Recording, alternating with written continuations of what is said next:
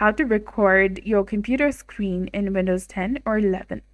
So here's how to do it. First, you can open a built-in screen recorder, press Shift, Control, and a Windows key on your keyboard. The screen will dim and a menu will appear. Select the video camera icon at the top of the screen recording and your cursor will turn into a crosshair.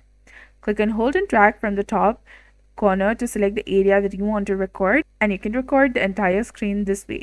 And in other computers, you can go ahead, press Windows Alt and R on your keyboard, and the window will start recording. If you want to enable microphone, you'll also see the microphone icon next to the recording screen, which will indicate turn microphone on. Simply go ahead and tap on that and you'll be done.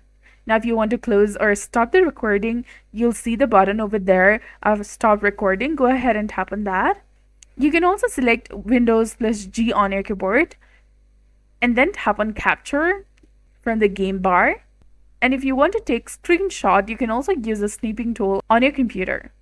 To find your recording, open your File Explorer and then go to Captures and you'll find it over there. So that's it for this video. I hope you found this helpful. If you did, please like, share, and subscribe. Thanks for watching. We'll see you again in the next one.